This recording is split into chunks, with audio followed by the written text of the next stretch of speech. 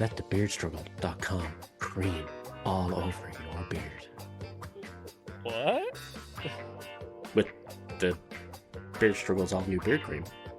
Oh, thank God. Now everybody can get nice and creamy. I think what he means to say is that with ingredients like glycerin and shea butter, avocado, and jojoba oils, it's perfect for everyone, anytime. Night, day, hot, cold. You're gonna get that cream. Okay. And hydrolonic acid ensures deep hydration without the grease for a long beard or just some scruff. Creamy scruff without the grease. Dude, gotta stop. And as always, use our exclusive discount code TORTURE19 and take up to 19% off at checkout. Getting creamy and taking it off. Okay, we need to end this. TheBeardStruggle.com. Do what's right for your beard. Do what's right for your face. Sort your sexy, creamy fucking beard out. Oh, boy.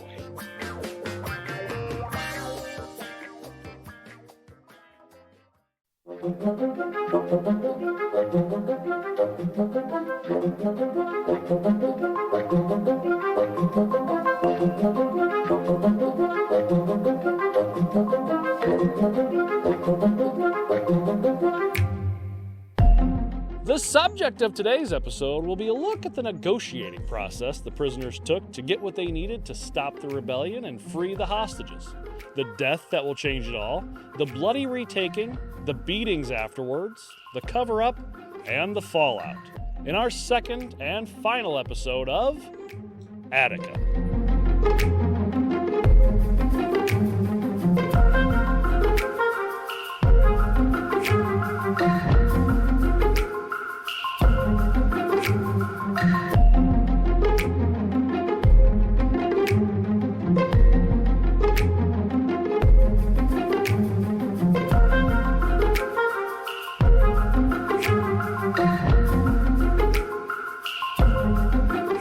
I'm Kevin Young.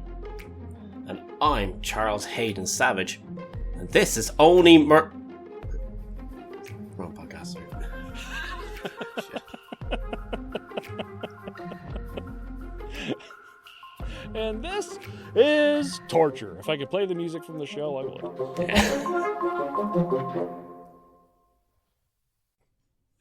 Fucking love that show. It's so fucking good. It's so goddamn good. I mean, I think the first season was the best, but it hasn't really gone down in quality. No, since it's all been great. We can't ever get the song out of our head. Which triplets did it? fucking love that song. Anyway, how you doing, buddy? Good. Well, good. Shit, but good. Good, but shit. Shit, but good. Yeah. How about you? How about you? Oh, just working my brains out. Fingers to the bone, all that good stuff. Oh, yeah. Never ending. Just a little bit of disclaimer before we get to it. I was not able to put near as much work into this episode as what I wanted to. Not near as much work into the entire series as I wanted to. I've been working crazy hours. I see a cattail. Yeah, I'm doing. Yeah, I can see. Yeah. So I didn't get near it as much into the cover-up portion of it as I would like, but I think by the end of it, everybody should have kind of a grasp on how horrible everyone was throughout this whole thing. Oh, that is sweet. People who aren't watching on the YouTubes, Dan is looking lovingly into his cat's eyes. Of course. It's my baby. Yeah. I'd bring Gezi out here and she'd be the same way. She'd be all cuddled up in my arm and rubbing up against me. Except she's the one who has been sick off and on so much. And right now she's like, Nice. So I don't think it would be good audio for it. So, and before we get started, we received yet another 5-star review from, and I don't know if I'm supposed to pronounce this word or if I could just spell it. It's CXNACHOXD.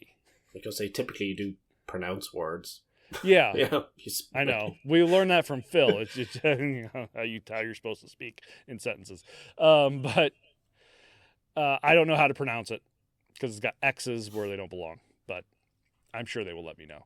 Awesome Laxed podcast, 5 stars. Great podcast with loads of interesting topics and information and insight from 2 easygoing and fun presenters.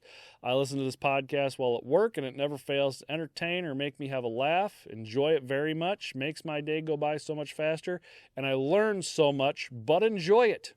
Cheers. Keep up the great work, Kevin, Dan. P.S. How do I get my hands on a shirt and hoodie? Well, thank you for the review. Appreciate it. Are you sure that he was reviewing the right podcast there? Easygoing.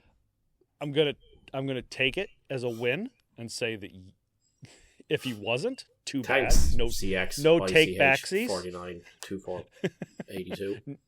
No take backsies. No, he did get a hold of me and DM me, telling me about how much he loved it, loved the podcast, and apparently we live just a few hours away from one another. He also lives in bumfuck Egypt of Illinois. Cool. Nice. But if you want a t-shirt and hoodie, mug, hat, clock, whatever, redbubble.com/people/torturepod. Shower curtains. Shower curtain. You can get a shower curtain with Torture logo on it if that's what you want. Gonna deck out the whole bathroom in the new house with Torture merch. You're gonna get Torture tiles. You can get Torture toilet. You can get Chuck Diedrich's face all over everything, saying you want to play a game. You can just get a bunch of shit on there. So load up your house with it. That's the plan. Totally have to do it. All right. Well, we got a lot to cover, so as they say in the podcasting world, let's get into it. When we last left, the prisoners had just taken over the prison, well, D Yard mostly, and had rallied together in D Yard. Now would start the negotiations. The prisoners demanded that they only talk to the Commissioner Oswald. He was the only one they trusted, even a little. And Oswald refused to talk with them until they freed the hostages. So the men created a list of demands and turned them over to Herman Schwartz, the law professor at University of Buffalo that helped get the Auburn Six out of Z Block, and Assemblyman Arthur Eve. Now, I'm not going to spend a ton of time on this shit. Spend a ton of shit on this time. My shit's worth lots of money. I'm not doing that shit. Because it really is a back and forth shit show. I mean, it can get kind of hectic. Prisoners want all these people to come in and negotiate with them and all this other stuff. There are a few key points that and people that I'm going to bring up that we kind of need to know for the story. But as far as every little thing, she does is magic. Yep. I could talk for 2 hours on just the negotiating. And then I could talk 2 hours on just the cover up. We're not going to do that. We're going to try and get it all done in one shot. Nice. So as of 3:30 on the 9th or so that afternoon, they had only come up with 6 demands. 1, complete amnesty and freedom for retribution for the rebellion. 2, speedy transportation to a non-imperialistic country. 3, the federal government to intervene and put them under direct federal jurisdiction. 4, the reconstruction of Attica done by inmates or inmate supervision. 5, inmate negotiations through specific attorneys, journalists, and activists. And 6, all communication take place in the prison. And they were told, pretty much right off the bat, that leaving the country and the federal government stepping in wasn't going to happen. It's just, no, we're not shipping you off to Algeria. Yeah. And the feds aren't going to come in and take control of the prison. It's a state-run prison, not the federal government. So, but they felt like the federal government would give them a better shake than the state would. I don't know if that was true, but that's how they felt. So Eve and Schwartz told Oswald about what they wanted, and he decided that he would indeed meet with them, even though there had been no talk of releasing the hostages. but it would need to be on more neutral ground. So Oswald climbed up to the catwalks overlooking D Yard and shouted that he would talk to them up there. And they told him no. He was going to have to come down to D Yard and sit with the prisoners. Oswald doesn't have much of a spine. He probably could have stuck to his guns and be like, no, this is the way it's going to be. You might have hostages, but we have guns. This is how it's going to be. They told him no, and he's like, okay. Fine. It's a big roly-poly looking guy. He's like, okay, that's it. So Oswald was led by security force to the table where he sat down and discussed the demands with the prisoners. He was not to be harmed. They laid out new demands, changes from the first list, things like better medical care, better treatment, more training for COs, better food, more fruit, less pork. Apparently there was a lot of pork served to them. I don't know if they got a deal on pork or whatnot, but apparently like every meal had pork with it. And then no fruit and hardly any vegetables. Yeah, it's notoriously hard to digest. Yeah. So. And if you only get 1 square of toilet paper a day, it makes it difficult. Yeah. And the number one thing that they wanted still was amnesty from reprisal for the riot. That's something you're going to keep hearing about, the amnesty. And they told him that what they needed from him immediately was more food and water, and to check on the inmates that had been taken to Z Block, and to check on the inmates that were locked back up in C Block to make sure that none of them were harmed when the police took the prison back, and to get rid of all the state troopers and guards that were up on the roof and catwalks watching them, and to let the media into the yard so the whole world could see what was going on, and so they could hear from the inmates about what they really wanted. They're like, hey, we're not hiding anything. We want the news, the press, in here with us. They could see how well the hostages are being treated. They could see how we're being treated. They could hear right from us what we want, that we're not hurting anybody. Yeah. Just want to be treated better. Exactly. Yeah. And Oswald gave it to him. However, they still weren't ready to give up any hostages until they knew they would have amnesty. They all knew what happened in Auburn. Once they gave up their hostages, there was reprisals and beatings, people thrown into solitary, and the Auburn Six were sent into Attica, where they were again beaten and thrown into solitary. They needed reassurance. So, Schwartz made up a legal document. The prisoners of Attica versus Rockefeller, Oswald, and Mancusi, or Bitch Cousy, as Dan liked to call him on the last episode, stating a little flip off to the camera, stating that there would be no reprisal against the prisoners for what they did on September 9th, and they tried to get it signed by a judge, which it did. It was also signed by Oswald. So, you have one judge and Oswald both signed this thing saying there's not going to be any reprisal against prison. Yeah. It doesn't go a long way for one judge and Oswald to sign this thing, saying that because there's a lot of other people that need to sign it. It still needs to be notarized and all that shit. But it was a start. At least they're trying. Also, yeah, they're doing whatever they could think to do to not get fucking murdered. You know? Yeah, because that's fair. It's coming. They also, by the prisoner's request, foreshadowing again, let in a doctor to care for some of the wounded and to check up on the hostages, all of whom were still in good condition, minus some bumps and bruises. Not all of the hostages were like G.B. Smith or Mike Smith, who were kind of like sheltered. Some of the hostages were assholes, and they got a good beating before they were taken hostage. I mean, that's, you know, it's understandable. It's payback. Yeah. You see the guy prison rules, bitch. Yeah, you see the guy who's been beating the hell out of you for the past few years, and you get a chance to take it. You take it. That's how it is. Oh, dear kind sir, please allow me to tend to your wounds. Oh. Would you like to be my hostage? No? You can leave then. Now, it took a few hours, but after some time, the hostages began to feel not quite as scared as they were in the beginning.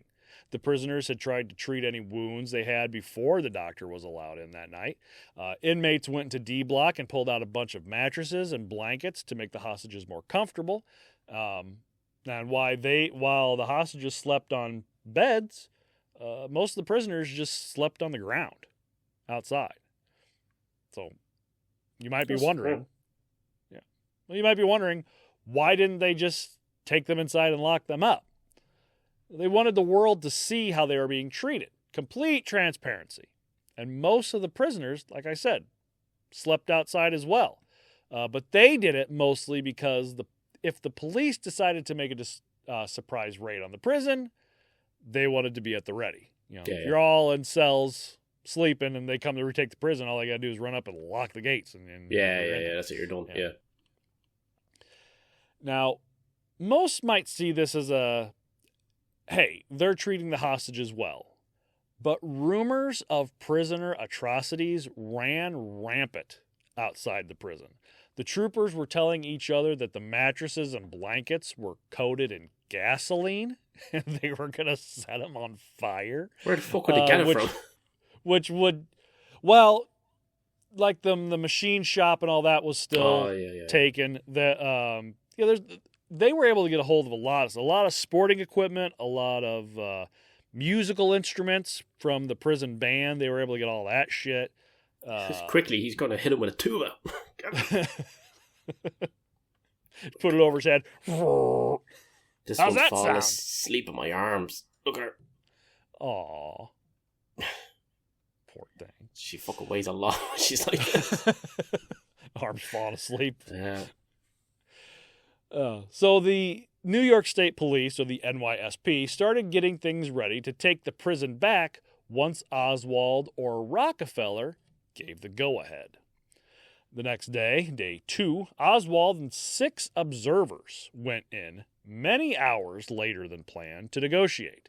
But tensions got high when Oswald had informed them that he hadn't had the time to get any of the demands done yet, and it had only been 1 day so far, and he wanted to talk about freeing the hostages.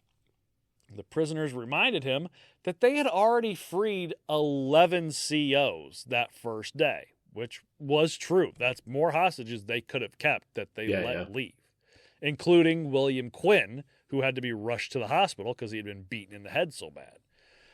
But that, in Oswald's mind, wasn't good enough. He had heard that over the course of the evening, they had found even more COs hiding in bathrooms. So he really had no idea how many there were. So in the first episode, I talked about how there was 42 hostages. But if you read a lot of other stuff and listen to the documentaries, there was 39 hostages. And it kind of goes back and forth because one hostage here in a minute will be freed, but they found some others. So it kind of goes back and forth on how many hostages there really were. The consensus was before this one hostage will be released, there was 39, then he's released, and there's 38. So, whatever. If you look it up on people. Yeah, if you look it up on Google, it'll say there's 42 hostages. But if you listen to the hostages themselves, they would say, oh, there's 38 of us. So whatever. Now, they contemplated keeping Oswald as another hostages, but Big Black stepped in and made sure everyone knew. That's right, fucking Big Black. He let everyone know that wasn't going to happen. Told Oswald, he's like, you're getting out of here. You don't need to, because people were saying, hey, let's take Oswald. Let's keep him hostage. Then they'll get shit done. And Big Black's like, well, that's not going to happen.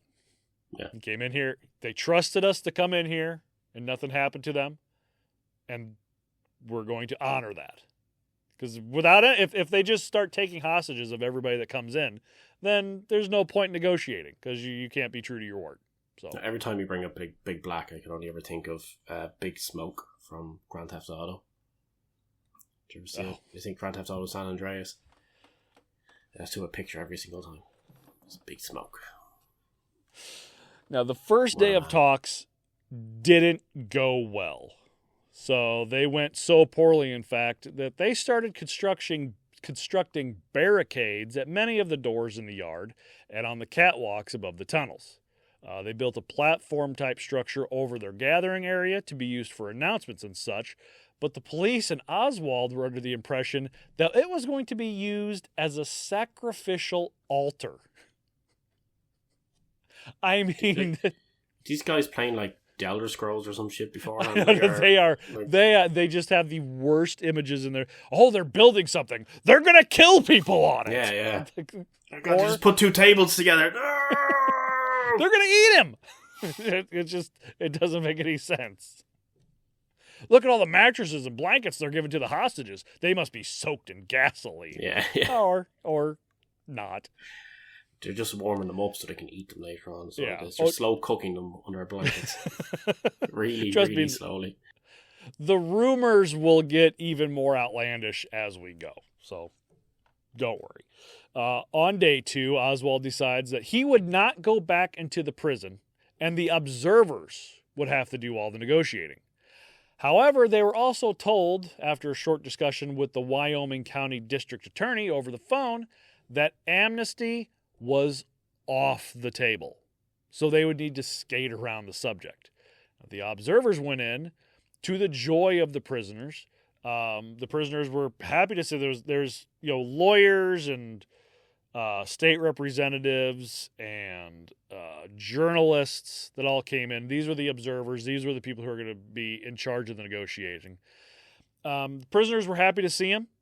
They were obviously reluctant to go in at first. They were obviously apprehensive, scared to go into prison because it's got all these fucking prisoners around. They kind of proved that they had nothing to worry about because there was an incident in C Block. Not real sure what it was, but some of the lights went out and everybody got scared. And instead of taking more hostages and attacking the observers, thinking that maybe somebody was coming in, they jumped on the tables and they jumped around the observers to protect them from whoever was coming in, from whoever was going to happen. So that really put the observers kind of at ease to know that. Yeah, the prisoners didn't want to hurt them. They needed them to negotiate for them. That's good. Fair play. Yeah. The observers... Lovely prisoners. Murderers. Lovely. Again, not all of them were murderers. There were plenty of people in there. Lovely person who didn't pay a speeding fine. Lovely exactly. Person. There were people in there with like traffic violations and shit. So it's kind of ridiculous. The observers stayed overnight, hashing out which demands should be focused on and which should be let go. Things like transportation to a third world country were voted down, while amnesty was still at the top of the list. They left around 5 a.m. on Saturday morning.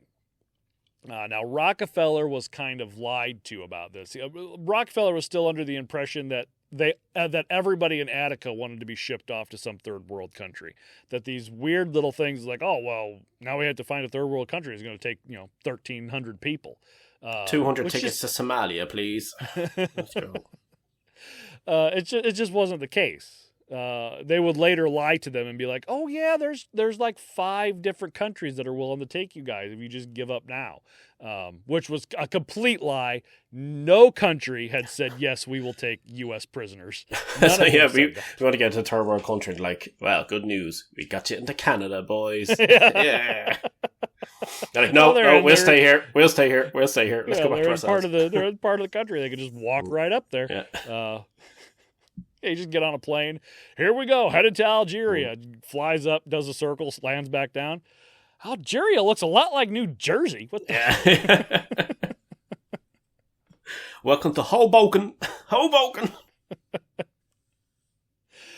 Now, prisoners got up bright and early that day, even though they had been up late at night hashing these things. And most of these things that were being hashed out between the negotiators, the observers, and the group that was doing the negotiating for the prisoners were the people who belonged to that ALF group we had talked about last episode. Yeah, the one that's back in pug form, that group. Yeah. Exactly. Eating all your cats. And your dogs. Yeah. Fucking idiot. They're in the migrants are in Springfield. They're eating the dogs. They're eating the pets. What the fuck are you talking about? We put the spring in Springfield. This former president, that was great. Anyway, the prisoners got up bright and early to do more prep work for the possible incoming of police. They dug an L-shaped trench to hide inside in case of a firefight, dug holes to hide in, set up barriers, made weapons, that sort of thing. Big Black... Yeah, it's like Predator fucking montage scene. When Arnie's getting all prepped and making his traps and shit like that, and they're covering themselves in mud, It's like the Rebel Moon montage.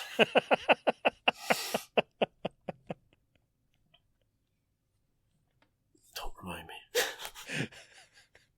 Now, Big Black There's extended versions of those now, and yeah, like we need more shit.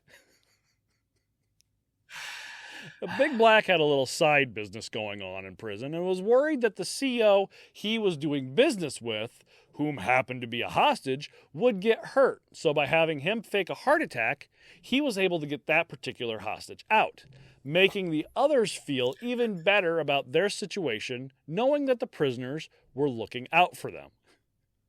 Yeah. Good. Down there for dancing, Big Black. Yeah. So my business is going to get fucked up. Get him out of here. Like, I love what you guys are doing. I love how we're like working together for amnesty and for better treatment. But if this motherfucker doesn't get out of here, it's going to cost me money. And then all your asses are grassed. Yeah. I got my Butterfinger Emporium to keep going here, motherfuckers. You better fake a heart attack right now. Yeah. We'll release the hostage. Just this one. Well, what about just this fucking one? Yeah. He's walking out the door. Give me my shit. What about like the younger? Did I stutter? A Big Black stands up and says, "This one, that's the one you fucking take." Now, while on the outside, 3 of the observers went to the DA to see if they could change his mind about blanket amnesty. Now, while he still refused, he did sign a document laying out what crimes would be punishable and that there would be no overarching reprisal for the uprising. It said that he would only prosecute a specific individual for a specific crime if there was substantial evidence to warrant so. Big Black being too sexy. That's right. He was against punishing everyone in the prison for just being present in the prison during the time of the riot. And he would do so without prejudice. The prisoners saw this as, well, that's just regular law. I mean, that's not amnesty for what happened. You're telling, amnesty is whatever you guys did, doesn't matter, you're fine. What he's suggesting is, if you committed a crime, I'm going to punish you. Yeah, I think, At the same time, he's obviously saying, but look, it won't go any further than that. Like, you'll literally, just be punished for that exact thing. Because you'd imagine that if there was no deal on the table, they'd get punished for what you did, and then some. Yeah. So. Well, and the prisoners knew at the time that there's nothing he could really do to make sure that nobody does anything to us in this prison. We need... Yes, yeah, exactly. And the observers had argued over the document and whether to show it to the prisoners or not. They do. And they bring... And the prisoners have these proposals for Oswald. 1, provide adequate food, water, and shelter. Oswald agreed to that one. 2, replace Mancusi immediately. Oswald said no. 3, amnesty, to which he agreed with administrative amnesty. As in, the administration won't do anything to you. It's like, that's not what we fucking care about. The guards, on the other hand, and bitch Cousy. Yeah. I can promise that the administration won't do anything to you. It's like, well, that doesn't help us any. Yeah. Place Attica under federal jurisdiction. Said no. Minimum wage for prison work. Said yes. He would try to work it out with New York State to make sure prisoners got minimum wage for any work that they did. Allow prisoners to be politically active without reprisal. He agreed. True religious freedom. He agreed. End of censorship of news material. He agreed. Allow inmates to communicate freely with whomever they please at their own expense. He agreed with that as long as it was at their own expense. If you want to call somebody, you got to pay for it. You want to write somebody, you got to pay for it. Full release without parole when your sentence is done. It's kind of mum on that one. It's like, let's see. Real rehabilitation programs. They agreed. Modernize the education system. They agreed. Narcotic treatment program. He agreed. Adequate legal assistance to inmates if they request it. Oswald agreed with that one too. Healthy diet. More rec time, better equipment. Adequate medical treatment, including Spanish-speaking doctor or translator. Complete Spanish library. Educate officers in the need of inmates. Get Black and Spanish-speaking officers. Establish a grievance committee for the inmates. Grand jury investigation into the expropriation of inmate funds and profits from the prison. Stop administration resentencing inmates for parole violations. So if you were on parole and you broke it somehow, you weren't going to get resentenced, because that was a problem. They'd go back, they'd have to go back to court and get resentenced for what they already did. Conduct hearings in a fair manner. All those things he agreed to. Permit inmates from C Block and Z Block to join the group. That one didn't work out so well. Arrange flights to non-imperialistic countries for those looking to leave. Again, they lied to them. They're like, oh, yeah, sure, we got planes ready for you in 5 countries. I just can't wait for you to get there. They could have had a real-life Con Air and they missed out on it. I know, really. Cyrus the Virus. It's like, come on, Big Black. Let's go. Big Black's Nick Cage. Expansion of work release programs. and approved lists for visiting and correspondence. Remove screens from visitation rooms. Stop revoking parole for vehicle and traffic violations. Due process hearings for disciplinary proceedings, and access facility for outside dentists and doctors at the inmate's expense.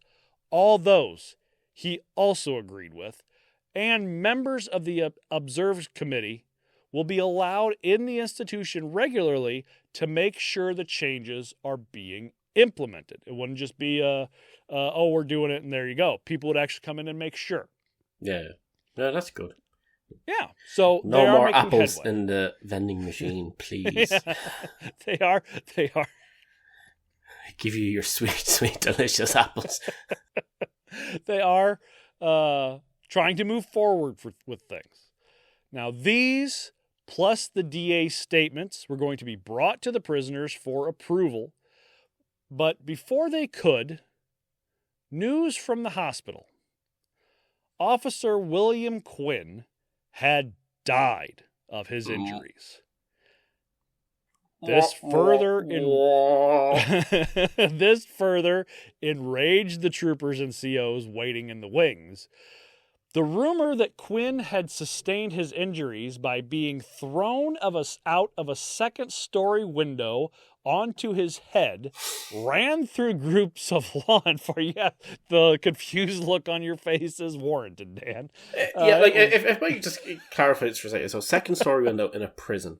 I would imagine that the vast majority of them might have, some form of bars on the outside or something. You would think that there would be something, chicken wire. Yeah, I'm sure that anybody could just look at the building and kind of go, that didn't happen. Yeah. Let's find that broken window. Let's find the window with the body-shaped hole in it. Yeah. It was a fucking Acme fucking, All right, meet. This rumor ran rampant through the groups of law enforcement, fueled even more by multiple media outlets reporting the story. Well, Officer William Quinn died of injuries he sustained after being thrown out of a second-story window at Attica Prison. And not only that, not only had he been what we now know as defenestration, because we've covered that before, but he had also been castrated, which I feel would be an easy thing to find out. Just lift up the blanket and take a look. Was he castrated? Sharp glass. Yeah. Had he been castrated? Nobody knows. Can you look? Yeah. I cannot. That would make me gay. I'm not going to do that. I'm going to go looking at no old man's 70s. dick. It's like, well, technically it's not gay because there won't be no dick there to look at. Yeah. It's like, well, it's gone. I ain't looking at no dick. And there it is on the floor. This will not be the last time castration is brought up in this story, just so you know. Oh, cool. Now, cool. That's what I'm here for. The murder and castrations. Now, as far as the observers and the prisoners saw it, it was full amnesty or nothing. Because who are they going to pin the murder on? There was dozens of men who were there when William Quinn was killed. Well, technically the fall killed him, so... Exactly. But who threw him out the window? Yeah. He fell. Put on those Rocket Acme skates and he switched straight. Yeah. It's halfway out he realized, like... Well, so that's the thing is he got like 20, 30 feet out and he was doing fine. Yeah. And then he looked down. Yeah. Rookie mistake. Yeah. You gotta if only he didn't draw that tunnel on the side of that prison wall. We're not making fun of the fact that he's dead. We're making fun of the situation. We always make fun of dead people on this. Here's 90% of our whole shtick. That's our shtick. There's going to be plenty more when we're done. Now, after the prisoners found out, Richard X. Clark took the documents, jumped on the negotiating table, and ripped the paper in half. Hostage G.B. Smith said, quote, "When the word got out that Billy Quinn died, there was a great mood swing in both inmates and hostages.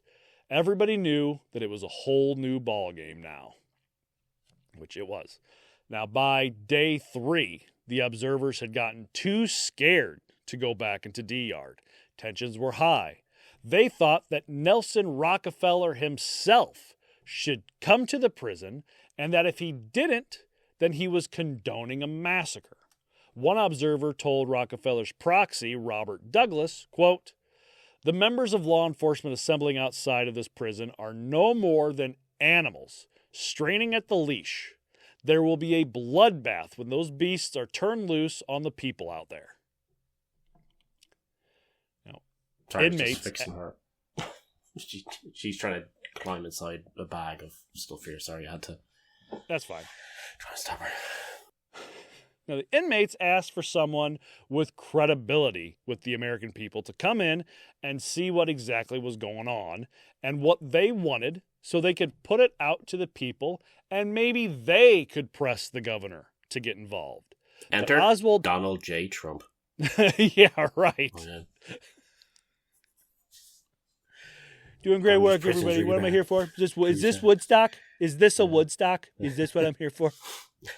Who ate the cats? But I heard somebody ate some man's penis. Is that true? Is there any penis left to eat? That's all I'm asking. But Oswald told them that no one else would be coming into the prison. A letter given to Richard X. Clark said that he had to agree to the 28 of their demands, and that he needed to... A letter given to Richard X. Clark said that Oswald had agreed to 28 of their demands and that they needed to accept the terms of the agreement and release the hostages, and they had 15 minutes to respond. Observers then got a hold of Rockefeller on the phone and begged him to come to the prison. He listened to their pitch for a few minutes and then simply said, quote, "I can't grant amnesty, so why come?" Because it's your state. That's what I'm going to say next time. And those freaky. Are your... I'm getting freaky. Yeah. You're just going at it for 15 minutes. She's like, "Are you done yet?" "I can't grant amnesty, so I can't come." Exactly. Can I have my beard cream? But here's the thing. Rockefeller was never going to go there and give in to demands of the prisoners or even bother meeting with them. Rockefeller had his eyes on the presidency of the United States, had for over a decade. And the last thing that he, as a Republican in the 70s, the hard-on-crime party, could be seen as was soft on crime and criminals. So after an hour on the phone, the answer was pretty clear.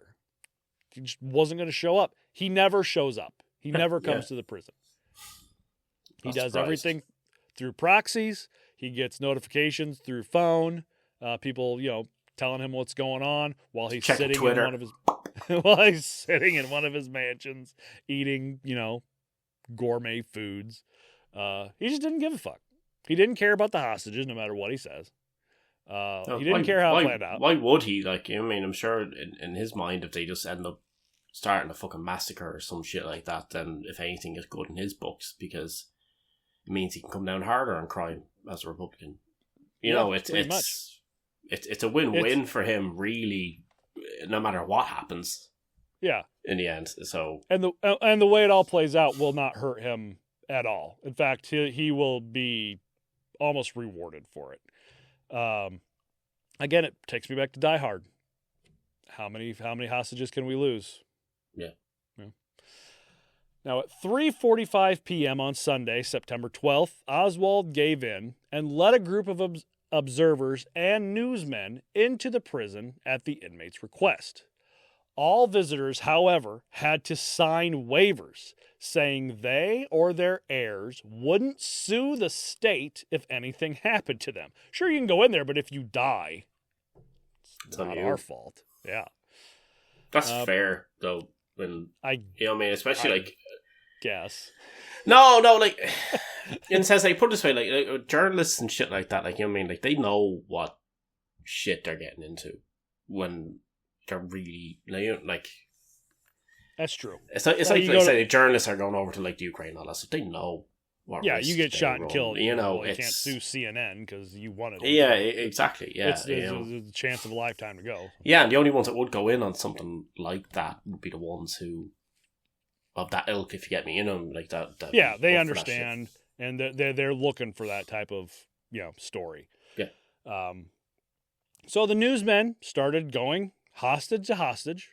First was Captain Frank Pappy Wald, said on camera, quote, "We've had nothing but fine treatment. This is both medically, food, and we're living just as good as the rest of the people in the yard, if not a little better at times." When asked if he had anything to say to the governor, he said that Rockefeller should do anything he could to save lives. Hostage Frank Strollo chimed in, quote, "We have all been treated 100% and fed well. They gave us blankets. We slept on mattresses while they slept on the ground. Medication was given to us when they didn't get any. He, the governor, should give them complete amnesty. That's what they got to have, complete amnesty. We talked it over, the 38 of us, and we all agree we'd give them complete amnesty. That's what we want Rockefeller to give them." And behind that camera, there's 200 prisoners all standing there have signs up. Say this. Yeah. Say this. Sergeant Edward Cunningham, an officer that was known to be hard on the prisoners, took to the mic and agreed, quote, "The governor must give them clemency. He must give them clemency from criminal prosecution. This is cut and dry. This is all there is to it. This is not a joke. This is not some kind of little tea party we have here. You have to read the papers. All these years of the My Lai massacre, that was only 170-odd men. We're going to end up with 1,500 men here if things don't go right. At least 1,500. I guess he's talking about how many people are going to be dead. Yeah. When asked about amnesty, Cunningham said, quote, "If Rockefeller says no, we are dead." So, and this is on TV. This isn't just going to be, this is on live TV. Hostages going, "Rockefeller, save our lives, give them what they want, or they're going to fucking kill us all." So he's busy off watching Desperate Housewives or some shit with his feet up, eating his steak. He doesn't give a shit. Like he's watching those DIY house shows. Yeah. That you're watching. Gotta fix up this mansion. I bet I can put in a fireplace. That's what I'm going to do when I have the White House. Or he's like me. He's been watching TikTok for the past 3 weeks of nothing but Halloween decorations. I could do that. All I need is 19 things from Michaels that are going to be more expensive than if I just bought the prop myself. 5-minute crafts that take 17 hours. Yeah. What's the deal? Why am I drilling into the side of a TV entertainment center? That's so you can fill it with concrete, obviously, so that you can make a mold. Exactly. That's exactly. What it's for. Everybody knows you only fill bags of you only fill boxes with concrete, and then put them in bags with human bodies in them. Exactly. We learned that a long time ago. You should look up Chef Club UK on Facebook and then kill me for your feed being filled with it afterwards. But it's like the 5-minute crafts of food. Oh yeah. The shit they do is just stupid. It's unnecessary bullshit. Like, yeah, it is. Watch them and see how many bowls they use for doing something simple. Like, they put it in a bowl, put something else in another bowl, then put it all into another bowl. It's like, yeah. Anyway, sorry. You're gonna wash that as you go. Wash it as you go. Now, CO Mike Smith said that the governor needed to get his ass there now. And when looking back at the prisoners, said, quote, "We aren't scared of any of you people. We know it's not you. It's the people outside. Anyone with a weapon, anybody with anything of a militant manner, leave and just get them off the roof." The observers left after a series of interviews with prisoners and hostages alike. The reporters then went to the people outside, the troopers, and the families of the hostages, and told them what was going on and what the hostages thought. But they didn't want to hear it. They were convinced that the observers and reporters were on the side of the inmates and were either making up what they were saying or the hostages were being forced to say it. Those outside were more determined than ever to take the prison back. And as far as those outside the prison, there were hundreds of troopers and correctional officers from all over the state and surrounding counties that came either with their service weapons or their personal weapons. So you got guys out there with all types of shit ready to fucking John Wayne this goddamn thing. Which is fitting because he was the racist too. Again, back to Die Hard. It's like, yeah. Get the car. Bring in the car. Sure, I fucking hate that guy. God, it does my head in. Get the car. And even though COs were told not to join up with the retaking force because it was believed, rightfully so, that they wouldn't be able to conduct themselves in a professional manner when the time came because many of the hostages were COs, they still stayed outside the prison waiting for the eventual go-ahead. Of course they did. Now at this time, Sunday night, the governor halted all talks and put out a statement that the prisoners needed to accept the terms. And privately, the governor gave the go-ahead to go in and take the prison back the next day. 2 6-man teams of troopers would position themselves on top of A and C blocks with rifles at the ready to give cover to the men launching the assault below. The men leading the assault would be armed with pistols and quite possibly the worst possible weapon to use in this sort of operation, short of a rocket launcher, shotguns. Because it's nothing like when you're aiming a shotgun at a prisoner and there's 3 or 4 hostages behind him. You're just going to take everybody out at once. Yeah, spray and pray with it. There you go. Pretty much. Many of the men that would they obviously go had in, the same people planning this shit as they had planning that whole Dothraki versus thingy fight in Game of Thrones that time. No, the White Walkers versus that is the most ridiculously planned fight. You can and make sure you turn the lights off so we can't see what's happening. And send our cavalry guys in the dark. Yeah. Without being able to see anything. Yeah, and then as soon as they die, let's light the place up then. You know? Fucking idiots. Anyway. Yeah. Now, many of the men that would go in would be using buckshot, And some were given 270 rifles with silver-tipped ammo, which fighting werewolves.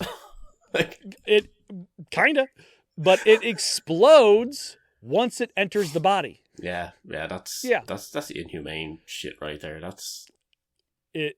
Yeah, well, the shotguns are against the Geneva Convention for one. Yeah, and exploding tip bullets. I don't think those are allowed as well, but that's what they were given. Yeah, it's mutilation instead of, they were going in. It's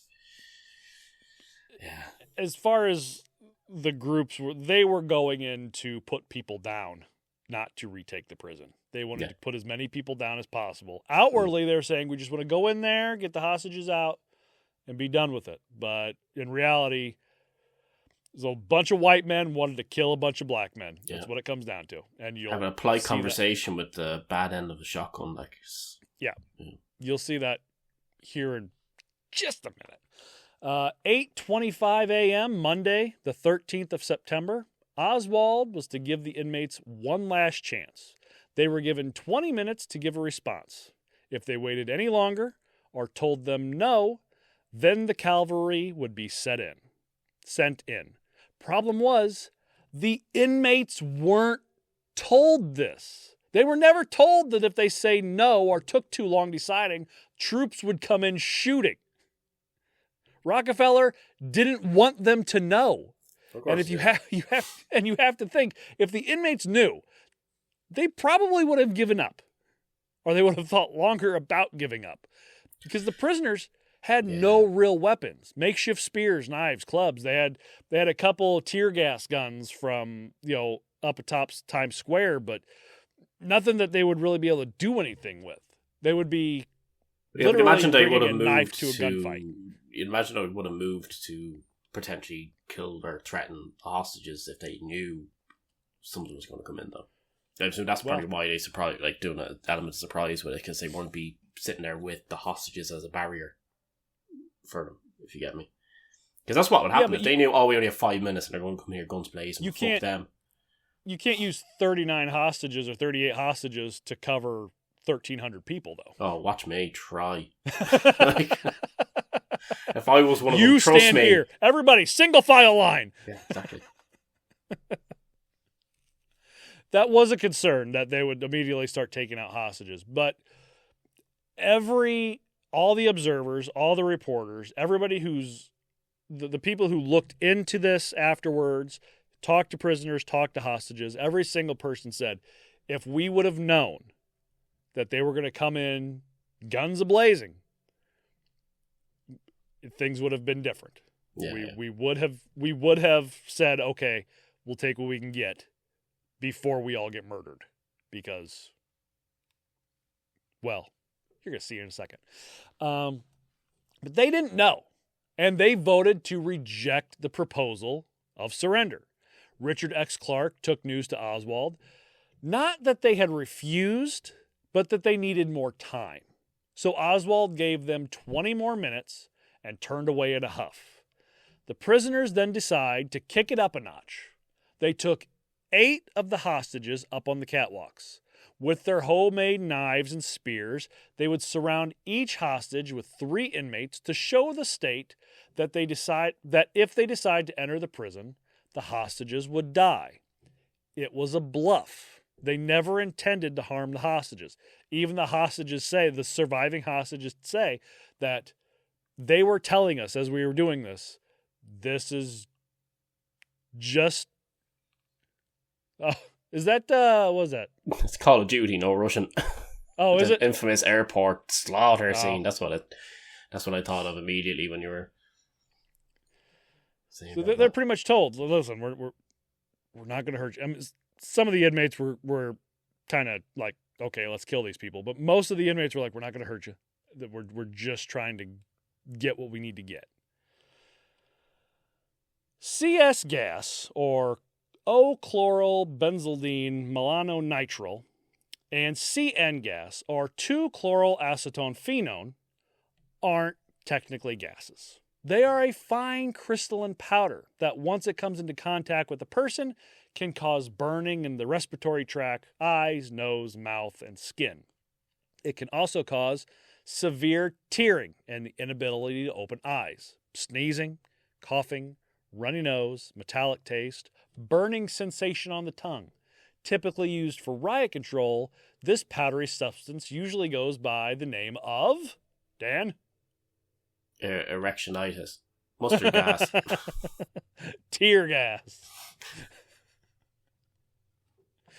So at 9:46, a helicopter arrived over D-Yard, and a thick, powdery fog then started to fall over the prison. Within seconds, D-Yard was covered with CS and CN gas. Soon, hostage and prisoner alike began rubbing their eyes and grasping their throats. Some vomited so hard that they bled. The effect was so powerful that people in their homes around town, with their doors and windows closed, began to feel the irritation in their eyes, nose, and throats.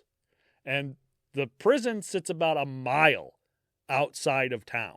What's to do? Fly in one of those fucking, you know, they used to use for putting out forest fires where they pick up the big bucket of water with a helicopter and drop it. It's like that, but just tear gas, powdery shit. They covered it. And if anybody's been to New York, it can get windy. And the wind just took the stuff right into town. Nice. Then, a call out over the police radio. It was time to move in. Today's episode is brought to you by podup.com. Let's be honest, whether you want to admit it or not, you've probably thought at some point to start a podcast. Podcasts are fun. Podcasts are fun. You and I have a good time on here, Dan. Just get on, talk junk. Yeah. I mean, it's some dark content. What we're talking about isn't necessarily fun, but we make it fun. We have a good time, and we would never even met each other if it wasn't for podcasts. So that's true. Podcasts and Canadians. Podcasts and Canadians. Little D&D thrown in there. I mean, change your life. Well, there are about 5 million podcasts out there, and around 90% of those stop after just 3 episodes. That's including about 1.8 million that stop before they even start, which we know a thing or two about that, now, to be fair. Yeah, we do, unfortunately. Quite a few still on the drawing room floor. So. Yeah. And of those that do get started and past that 3 episode mark, about 90% of those don't get past 20 episodes. And there's a reason. Podcasting is hard.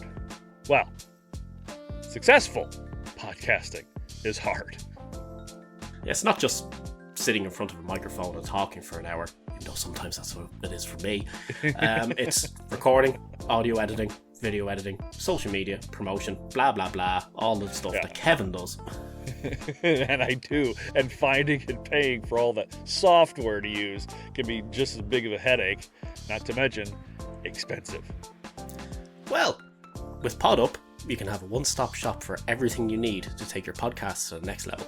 With 35 powerful modules with AI integration and one software, you can create, publish, grow, monetize, and manage your podcast with a simple, easy-to-use interface. Everything from a site builder and recorder to editing for video and audio, live streams, blogs, and transcriptions. Legal, newsletters, SEO. Setting up shops, getting ads and sponsorships. Managing your workflow, files, and even backing up your content. Set up an account today and get 14 days free. And even schedule a demo with one of PodUp's podcasting experts to see how to start producing and monetizing your very own podcast. And when you're ready, use our exclusive coupon code TORTURE15 for 15% off whichever package you decide to go with. And if you're a professional that's even too busy for that, go to podallies.com.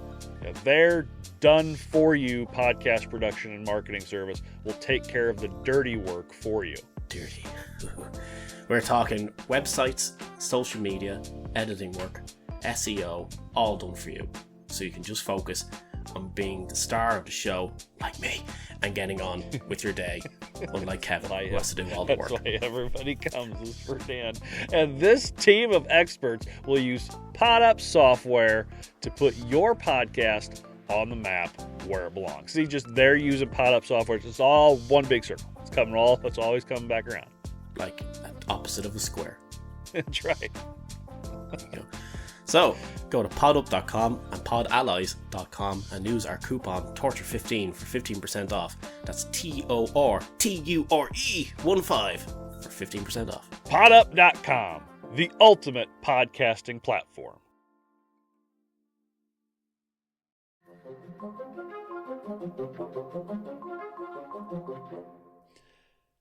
Now, this overtaking of the prison was doomed to be a glorious catastrophe from the beginning. First off, they ran in without their masks on. They got hit by a tear gas as well. Like, the goggles, they do nothing. Just like Schwarzenegger in was Total Recall. He's like, yeah. I was thinking more Radioactive Man, but yeah. Oh, okay. Fair enough. First off, Rockefeller decided that the NYSP would be the ones to head up the assault, and the National Guards, the ones that should have been going in, would do so after the takeover to assist in any medical needs. They're just standing there like, we're guards. We're guards. Pretty much. The New York State police troopers had no formal training in this type of thing. Something that the National Guard does have training in. They have training to put down rebellions. That is what they're for. So, but he wanted to keep them, because again, he was trying to get to the presidency. He wanted to keep them separated from the issue. He wanted to keep the National Guard away from it, and they were only going to come in after and help. Yeah. But the NYSP had no practice communicating with each other through gas masks, had no familiarity with 270 rifles, which apparently were very unreliable. They had scopes on them that if you even bumped them, the scopes would move and you wouldn't be shooting at what you thought you were shooting at. It's just a complete shit show. Sounds wonderful. Send them what Lego ones like. Troopers were told to go in and take the prison, shoot if you need to, but there was no process shoot set if you up. want to. That's what it turned into. But there was no process set up to tell any of the men on when they should stop shooting people. It was just, okay, go in, shoot who you need to shoot who you need to shoot. But it wasn't like like take this many people down, get this many people, and then stop. It was just go in. It was up to each man to decide for himself of when he was going to start shooting. Stop shooting. You're not wrong. Again, many of the times when we're talking about this, Dan's like, oh yeah, I bet it was like this. And I was like, actually, it was. The worst thing you can think of is what's happening. It's like the bit, do you remember Night of the Living Dead, the 1990s remake, and Barbara starts losing her shit. And she starts shooting one of the zombies. She's like, is it dead yet? Bam! Is it dead yet? Bam! Am I dead yet? Bam! Now, they had no radios to communicate. No specific trooper was given the responsibility to relay commands from the higher-ups. Each trooper wore a heavy gas mask, making it difficult to see, especially with the tear gas in the air. It would be loud from the shooting and screaming, so hearing each other was going to be an issue. They didn't even set up any form of hand signals to communicate with. And maybe the worst of all was there was no provision for giving a surrender message or post-assault instructions to the prisoners in English or Spanish. No procedure was outlined for what to do with the prisoners once the state retook the prison. Once all the prisoners have given up, there was no way to tell them what to do. Nobody knew what they were supposed to do. As far as they knew, they should just keep killing people. Until you have no ammo left. Yes. Empty out the clip. Yeah. And then put a new one in. You've already paid for the ammo, boys. May as well use it. The weapons that had been handed out before the assault were not tracked. There was no record taking of serial number or badge number, so they wouldn't know what trooper had what gun. It would be impossible to know who had shot whom once in the prison. And it said that the ones in charge actually told the men to remove their badges before entering. With full coveralls and gas masks, no badge, it would be impossible to know who was who. Somebody said, oh, well, they don't need to know our badge number. We're not going in there to direct traffic or give a traffic ticket where somebody would need to know who it is. We're going to fuck shit up. Yeah. Motherfucker won't be live long enough to remember that shit anyway. Yeah. You know, so you have hundreds and hundreds of people, literally hundreds of people going in, gas. Some of them didn't even get gas masks because there was, quote, somebody asked for a gas mask and they said, oh, yours got lost in transit. The truck got lost. So your gas masks aren't here. So they didn't even get gas masks. They just still go and shoot it. Go and shoot everything anyway. You know? Yeah. If it's blurry and it's black or brown, keep shooting. That's pretty much it. Like. Pretty much. Because none of the officers were black. So the air is thick with tear gas. In came the troopers, COs, and who knows who else, onto the catwalks with guns blazing. And no, the presence of the hostages on the catwalks didn't deter the troopers even a little bit. The hostages still had knives to their throats, and when the prisoners were hit, some of them were sent flying back, causing them to drag the knives across the necks and faces of the hostages. One person had his throat slit, came up around his face, and then all the way back down to his collarbone. Jesus. Yes. There's a couple of people who had to get between 50 and 60 stitches for these. And that was the inspiration for Face Off. That's exactly. Right there. It's going to be a face-off, like face-off. Officer Mike Smith, who was one of the ones taken up to the roof, or to the catwalks, said he could feel the prisoner that was with him get shot twice. In order to save them both, prisoner Don Noble, if you remember, we talked about him a little bit in the first episode. He was part of ALF. He was also the one who initially saved Mike Smith from getting beaten up when they took over the prison. Mm-hmm. Don Noble pulled Smith to the left as the inmate immediately behind them received a deadly series of shotguns. And can you imagine? He's just like, all right, I'm safe. I got these two guys in front of me. Oh, fuck, shit. Yeah. I mean, it's a horrible thing to think of, but that's really what it was. However, Mike Smith got hit anyways. His abdomen was hit by 4 bullets, dead center between his navel and his genitals. These bullets, can't. That's a treasure trail and a half. Right there. It's horrible. Yeah.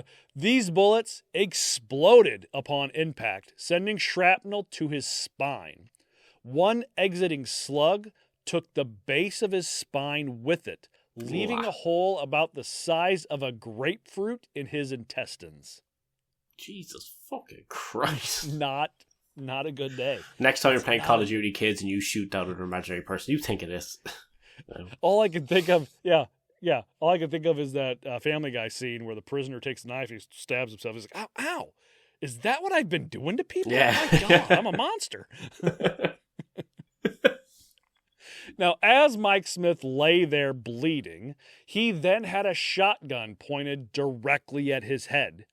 Luckily, another corrections officer yelled out to the trooper that held the said gun and, quote, "He's one of us!"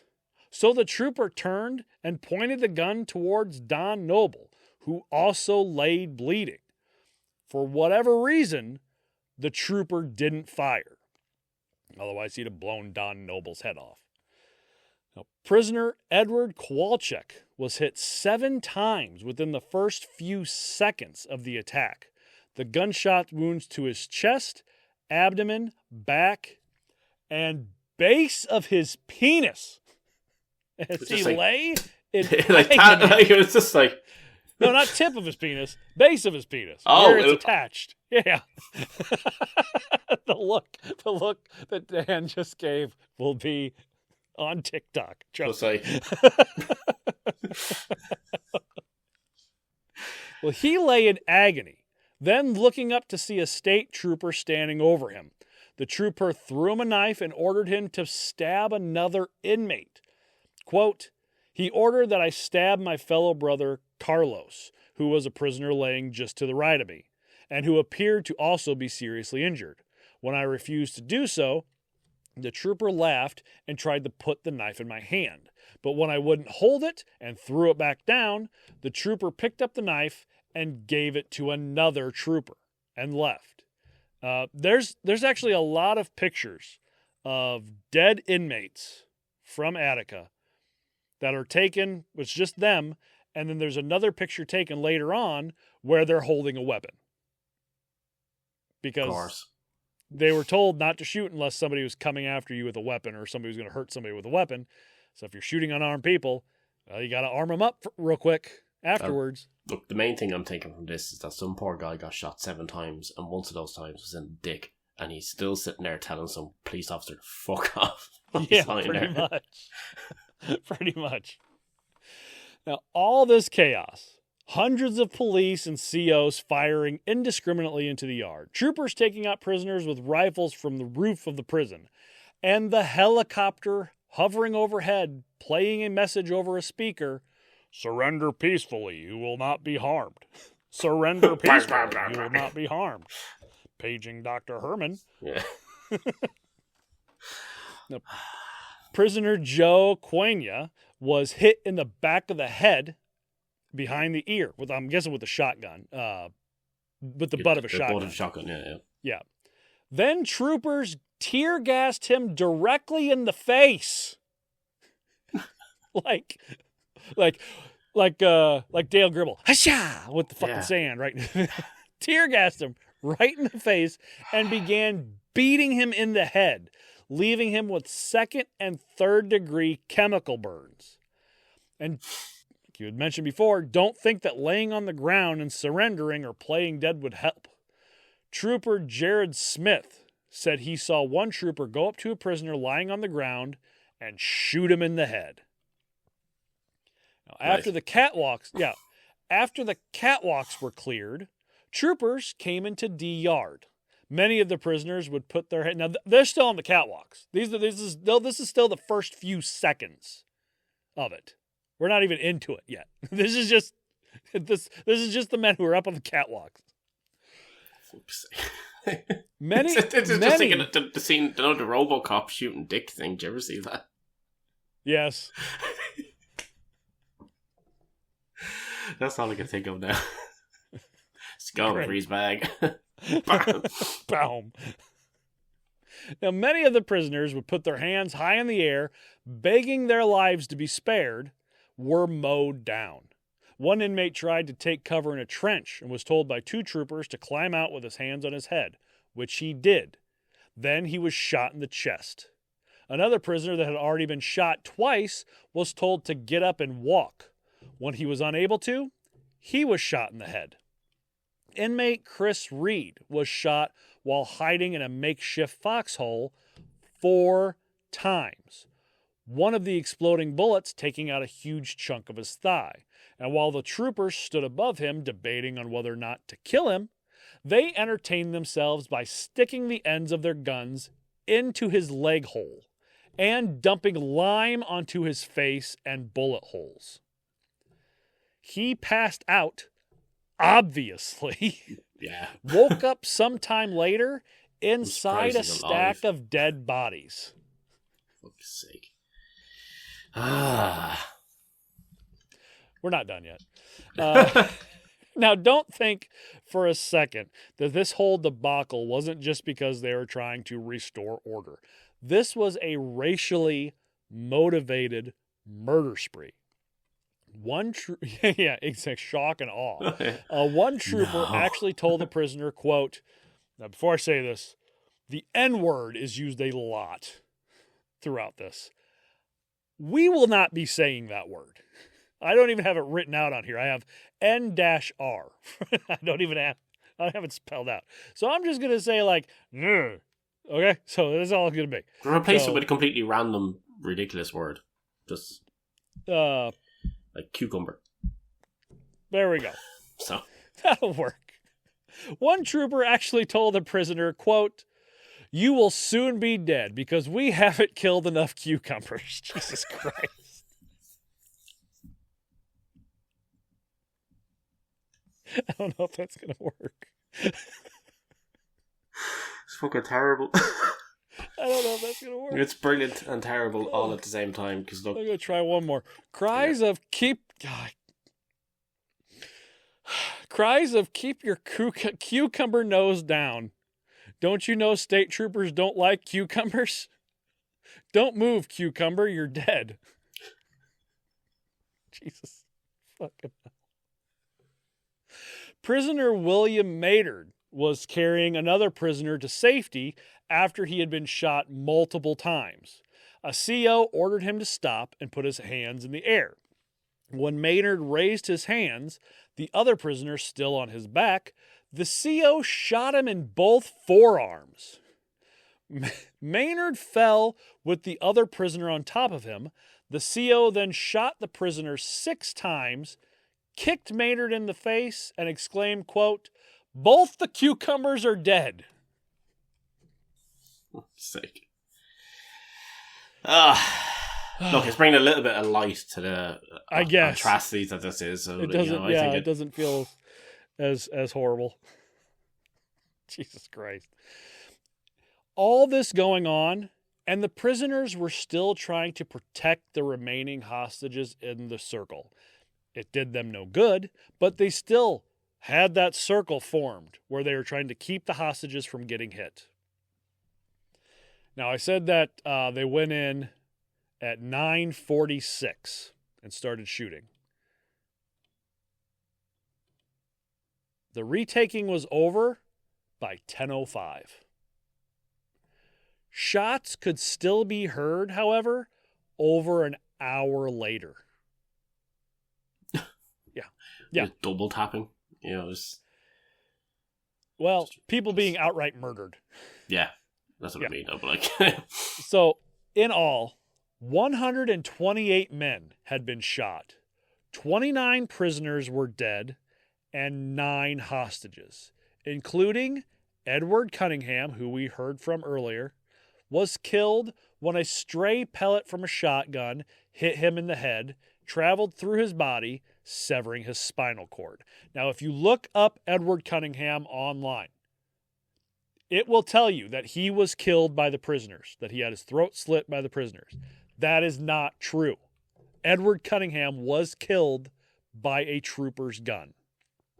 Anything that tells you anything else is lying to you, just so you know. I'm totally looking up this motherfucker. Edward Cunningham, Attica.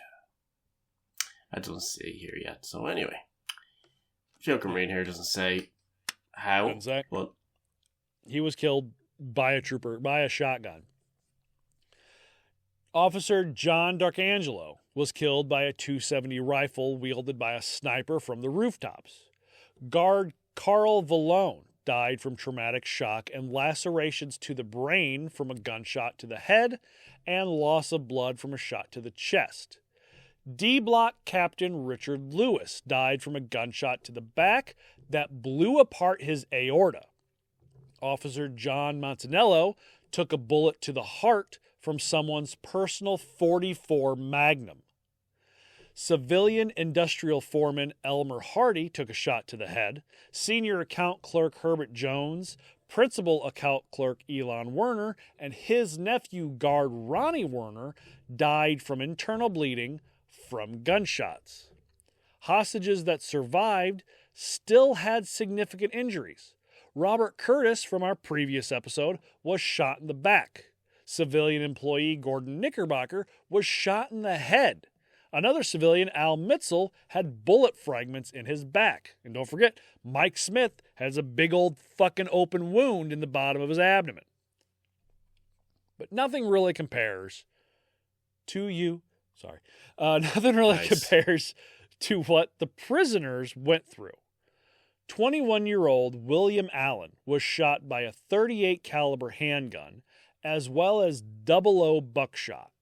23-year-old Melvin Ware was shot multiple times, including 2 .70 caliber bullets from a trooper's gun and 00 buckshot from an officer that had fired at him a few times with a 12-gauge Deer Slayer shotgun. Nothing called Deer Slayer. Nothing with the word Slayer in it should be taken in for this type of shit.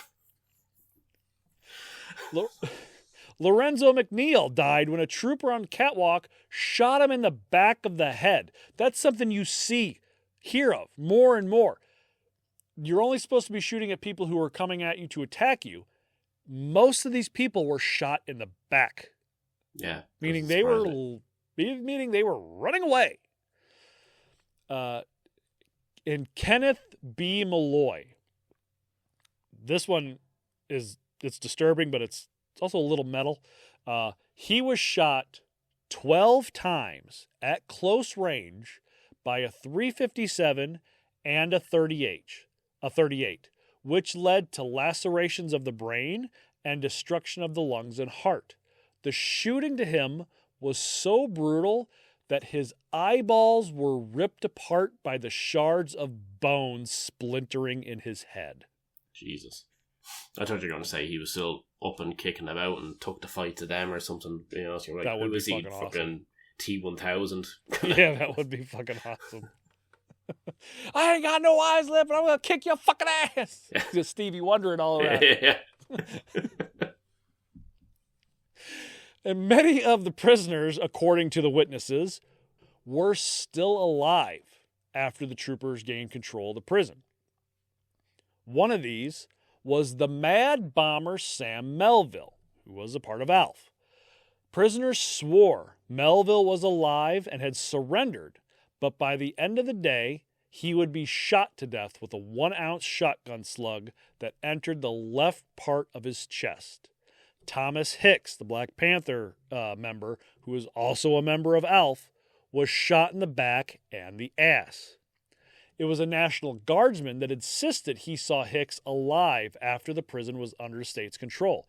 He had heard an officer grabbing him and saying to the other guards, "Look who we have here! It's Mr. Hicks!" And then they forced him to his knees with his hands on his head, threatening to kill him while also kicking him in the throat. Not cool, man. People are just fucking assholes. Well, really everyone here so far is a fucking asshole. It hasn't been great. No. Two other prisoners claimed they saw Hicks get shot after the prison was taken. And L.D. Barkley, another ALF member, who was actually kind of the voice. If you look up any documentaries or anything about Attica, the one who is almost always speaking is L.D. Barkley. He was kind of the with poet. A name like that, you'd kind of expect, he sounds like the most suave motherfucker. He was young. He was one of those that came from Auburn. He was very vocal. He was the most learned of all the prisoners that were in ALF. He had a very charismatic way of speaking. Watch that Ghosts of Attica. He's the one who is kind of giving the speech. He was shot in the back long after the assault was over. So they were pretty much getting anybody they saw as leaders and murdering them. Except for Big Black, because they couldn't touch his ass. He was doing a big show on it and just fucking good. Big Black gets his here in a little bit. God damn it. He doesn't. Just let you know, Big Black doesn't die. Oh, no, I've seen pictures of him. As of today, he's dead, but he doesn't die. But he does get. I'm sure he released a comic book. Yep. Now, in all, around 4,500 rounds were shot during the retaking of Attica. That's a little over 3 rounds of ammunition per prisoner and hostage. Yeah. It's not great. Well, we know at least one person got shot 7 times. One person got shot 12 times, too. Now, it's said that Rockefeller was elated that so many of the hostages actually survived the assault. Because most of the people in his circle were sure that very few, if any, would make it out. How good is his math? They're it's like only 9 of the hostages died. Oh, really? Fucking A. That's the man you want in charge of your country there, people. Statistically speaking. Yeah. But of course, it was Oswald, not Rockefeller, that had to face the press. But he told them basically that for the safety of the hostages and the integrity of the prison system, we had to kill them all. They had no choice but to go in guns blazing. And when asked how the hostages died, the press was told by the spokesman for the Correctional Services Department, Walter Dunbar, that they had died by having their throats slit. When asked how many, he said, quote, 7 or 8. I was going to say, in order to protect the good hostages, we decided we should shoot them before the prisoners had a chance to do it themselves. Yeah. We gave them an honorable death. Yeah. We shot them in the face. Shot them in the face, shot them in the dick, shot them in the ass. And when they were asked if all of the hostages that had died were killed by inmates, the press was simply told, yes. Now, Dunbar would also go on to tell a group of legislators he took on a tour later that day that one hostage was stabbed in the stomach when the prisoners were told to give up. Then he lied and said that the hostages were having their throats slit. Then he told everyone that, quote, one of them took a knife and grabbed young officer Mike Smith and castrated him and took this man's organs and stuck them in his mouth in a clear view of us all. We saw it. We saw it. I mean... No, sir, you did not. No, you didn't. Mike Smith's still alive. He can tell you what happened. And nobody was castrated. Yeah. It's pretty easy to figure out. And who did he say perpetrated this horrible act? Big Black. Take a wild guess on what prisoner he put it on. G.B. Barkley. Or Big Black. Big Black. Don't you go accusing Big Black of shit that Big Black didn't do. It was no other than our favorite of this series. Who was, at that moment, being tortured. Because you see, while Rockefeller and Oswald and even Dunbar and others were trying to deal with the press and the families of the hostages, the horror of the prisoners, for the prisoners, was far from over. The correctional officers were amped up. They had been told for the past couple days that their fellow officers had been tortured and beaten, that they were disemboweled and sexually abused. So when it came time to rehouse, they pulled no punches. After the initial shootings, the troopers had to at least try to get some type of organization, separate the men, and get them back in their cells. They were told to put their hands on their head and then were motioned back into D tunnel. A jam developed at the door, so inmates had to sit in the mud. It had been raining for the past couple days, and wait their turn. Now, as the prisoners moved, they were struck with nightsticks and frisked. Inmates were moved to a yard and made to crawl on their knees and elbows while they still had their hands on their head. Try and do that. Try to crawl on your elbows and knees with your hands on your head. After being beaten. After being beaten. While being beaten. No, while being beaten, yeah. Then they were commanded to strip naked while still outside. This with their was hands all on their on heads. Yes, this was all on camera, by the way. They were insistent that everything be recorded on personal camcorder, the police camcorders, and TV cameras. This was all recorded. You can look it up. There's video of 1,000 naked men tramping along in a fucking serpentine around a yard. Getting hit. Sounds like a dream. Oh, no. Okay. It's just Tom Cruise running. You can't catch me, gay thoughts. They began kicking the heads and bodies of some of the inmates. A National Guard doctor, Major John Cudmore, stated, quote, the method employed to get the inmates to lie down was to hit them with a club across the knee. If they weren't struck, it was only through their ability to avoid it. Not two disguised attempts were made to hit them in the genitalia. A nightstick to the dick cannot feel good. Nah, I can't imagine. One inmate said, quote, a trooper said, start crawling, you white cucumber lover.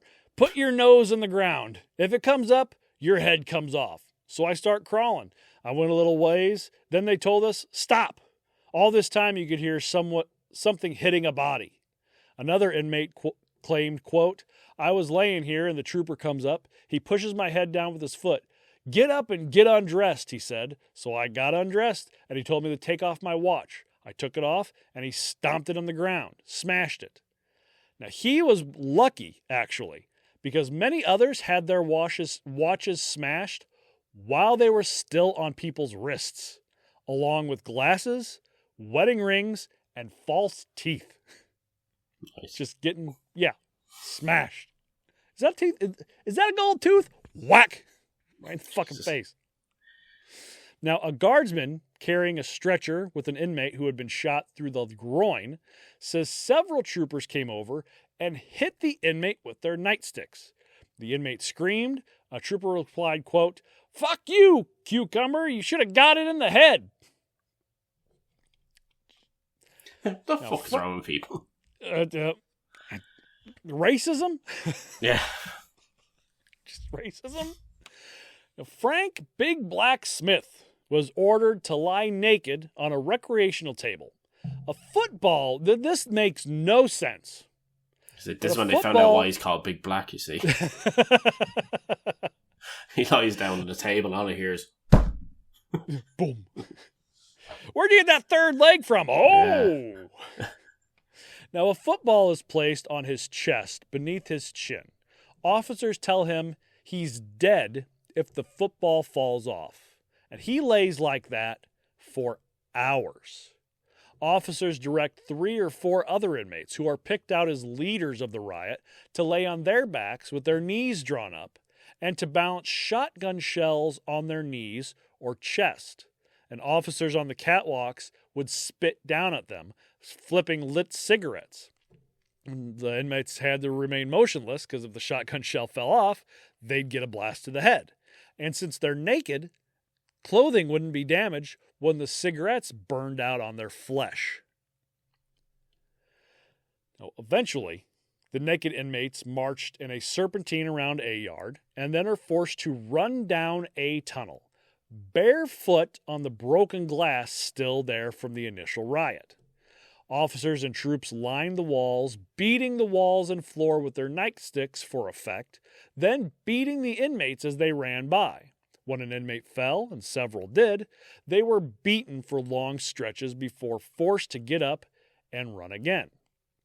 A National Guardman said that if prisoners took the hands off their heads at any time while running, the officers would circle him and, quote, swing from the floor. Yeah. One inmate was tripped, and they went along hitting him, taking turns. Now, by accident, one of the troopers or guards hit another one with his stick. So the guard who got hit yelled, "This is for him hitting me, you black motherfucker," and then beat the prisoner. That's the most ridiculous thing. He's like, "Poop, ow, mother! I'm gonna beat his ass for that." Yeah, I'm gonna punch the air if you happen to fill that air. It's your own fault. At the end of A Tunnel, more officers channeled the running inmates up the stairs and into the galleries of A Block to rehouse them. The beatings would follow them up the stairs. One inmate claimed, quote, "All I could see was big troopers and officers at the top of the stairway, and they were calling, 'Come on, cucumber, your day ain't over yet with cocksucker.'" Cells built for one inmate now house 2 or 3. Everything in the cells had been tossed out. Clothing, books, letters from home, pictures, legal papers, emptied out onto the floor to be burned the next day. One inmate had a guitar that was picked up and an officer broke it over his head. Quote, "It knocked the inmate to his knees. The trooper made a joke out of it. Most of them laughed." And this isn't one of those like wrestling guitars where it's kind of thin. This is a real fucking guitar. It's not Jeff Jarrett singing that shit. Jeff Jarrett, honky tonk man. Yeah. Now, a large black inmate was being carried on a stretcher when a guard came up and asked what was wrong with him. He had gunshots to the legs. The guard told the men to put him down. Then he lifted the head of the stretcher up and made the inmate stand. He immediately fell over. The guard pulled out a Phillips head screwdriver and said that, quote, if you don't get moving, if you don't get on your feet, you're going to get this right up the ass. Then he stuck the screwdriver right up the inmate's 5 or 6 times until he got up and ran. Don't threaten me with a good time. It was the pointy end, not the thick end. Oh. The pointy, yeah. What's the not point? as much fun. The guards went to Z Block and C Block to the men that had absolutely nothing to do with the uprising, pulled them out, and started beating them. Many of them screaming, "I had nothing to do with it, sir. I had nothing to do with it." There was scrawling on the wall of the prison, written by an unknown inmate. Attica fell, 9/9/71. Fuck you, pig. It was then joined with retaken, 9/13/71. 31 dead cucumbers. Yeah. Broken ribs, shattered elbows, busted arms, lacerated foreheads, and, like most police brutality cases, when the question of what happened to these men came up, it was the prisoner's word versus the guard's word. When asked, the guards would just simply say, quote, "He fell."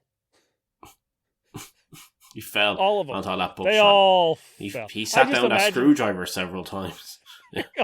I just imagine. For some reason, I keep thinking of them as Russian.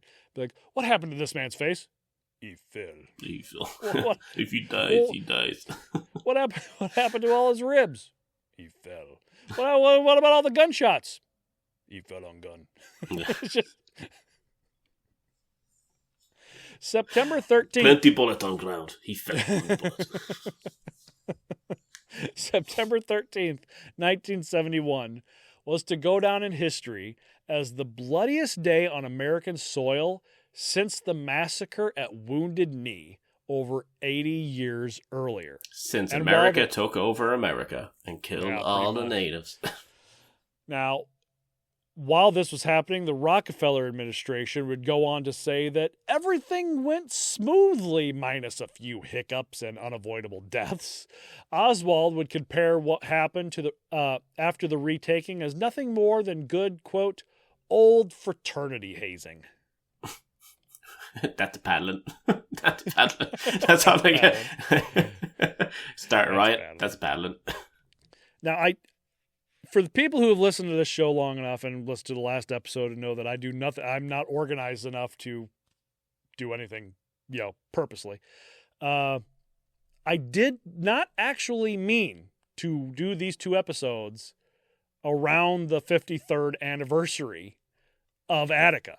It was not my plan. I just decided to do this story, and it turns out we're doing it at the exact same time that Attica happened. Tomorrow is Friday the 13th from when we're recording this, and it is the 53rd anniversary of the overtaking. It's funny because you had Alf without meaning to, and you're having the episode being recorded on the anniversary of it. That's not all.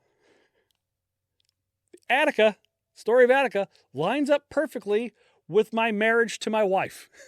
Oh. Because Attica was taken by the prisoners on September 9th. That is the day that my wife and I started dating. Cool. It was retaken September 13th. That is the day we got married. You got married after 4 days? Yes. We knew each other for 4 days. Just took a trip to Las Vegas real quick. Now, there's a 2-year span in there. But, our anniversary is on Friday the 13th this year. That is also the anniversary of the Attica, of taking back of Attica. Well, happy anniversary. I wasn't sitting... Thank you. I wasn't sitting at home 10 years ago thinking, we should get married on the day Attica was retaken. Yeah. That would be weird. You literally just met her and you're like, hey, I know we just met each other, but, it'd be kind of cool if we got married. And the day Attica was retaken. We can get to know each other later. Yeah. I do like the fact that our anniversary this year is on Friday the 13th. It's going to be fun. Ah, yeah. Like you said, I have that other wedding tomorrow then as well, so that's... Oh, yeah. Yeah. Some people view it as bad luck, I don't know. Nah. I just think they're good movies. Yeah. Now came the autopsies. Remember, the men in charge had told everyone that the hostages were killed by the prisoners. So when the bodies were finally examined, and it turned out that every single person that had died, they had died from a gunshot wound, things started not to add up. Dr. Knife shot John wound. That's what it was. He slit him in the throat with a gun. Yeah. He took out 9mm from the barrel of the gun. He slit his throat. Put it back into the gun. Dr. John Edlund first did the examinations of the dead bodies, providing information to the public that it was bullets rather than knives that had killed the hostages. Edlund was pulled from the case and replaced with Dr. Michael Baden.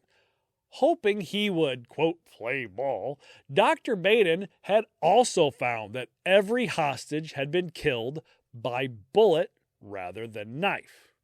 Go figure. What's the autopsy report?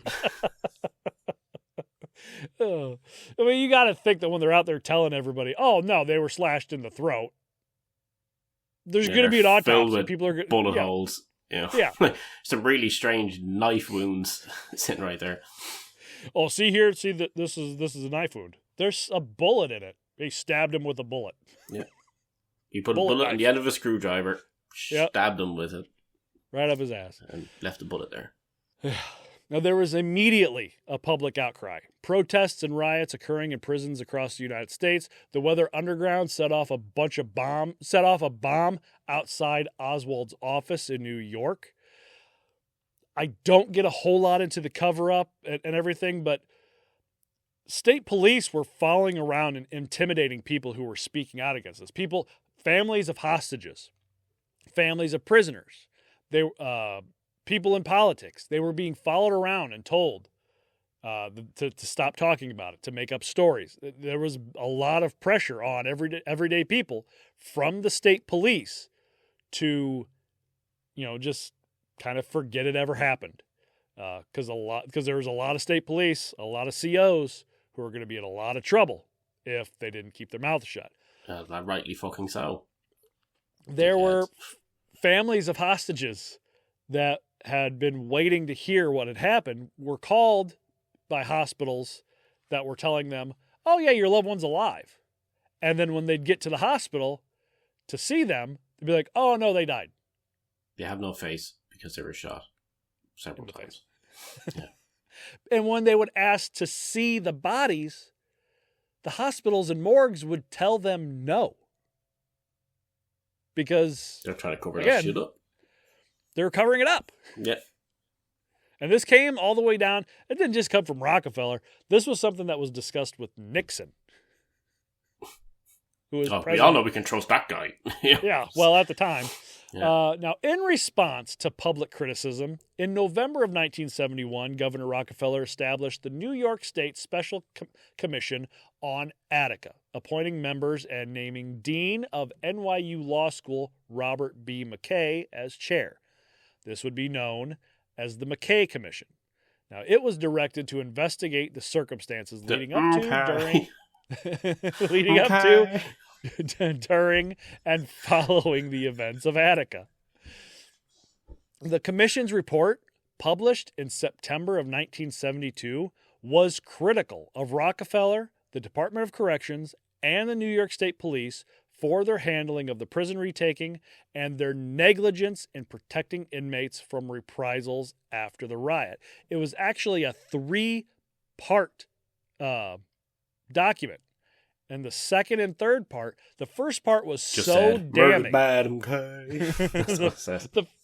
The first part was so damning to the government and to the state police that a judge sealed the second and third documents not to be reopened until about, 15 years ago. Jesus. Yeah. At least they were doing it right, though. In that sense, not the judge, the fact that they weren't trying to brush this under the rug, weren't allowing people to do it. Well, and in the Malcolm C. Bell book, Turkey Shoot, he even admits that when he was brought onto the McKay Commission, when he was brought in to investigate all this stuff, he was brought in to prove that the prisoners were the bad guys. And through the course of his investigation, he had figured out that other than the initial rebellion, the prisoners didn't do anything wrong. It all landed on Oswald, Rockefeller, and the state police. So the commission kind of went into it as, you guys know what to do. The prisoners did it. Figure out the prisoners did it. And they all ended up flipping and saying, well, no, you did it. It's the government's fault. It's Rockefeller. You guys are the fucking problem. So within 4 years of the uprising, 62 inmates had been charged in 42 indictments with 1,289 separate counts. Jesus. And only one state trooper was indicted for reckless endangerment. That's bullshit. Yeah. And the reckless endangerment was he fired a shotgun into a group. Oh. That's not into their faces or into their asses or into their anything. It's just he discharged a shotgun into a group of people that had contained hostages as well as prisoners. If it had just been prisoners, it would have been nothing. But there's hostages there. I thought it was going to be even more ridiculous than that. Like, he sped on his Segway too quickly across the courtyard or some shit like that. Like, that's just... Now, in September of 1973, the trials of the inmates who were indicted commenced in Buffalo, New York. Inmate John Hill is convicted of the murder of William Quinn. John Hill is convicted of that because he was Mohawk Indian. No. I was going to say because he was in the prison at the time. Well, that he wasn't even in the prison. He lived in California, and they're like, "Oh, he did it. Just bring over fucking Indians. Bring him over here."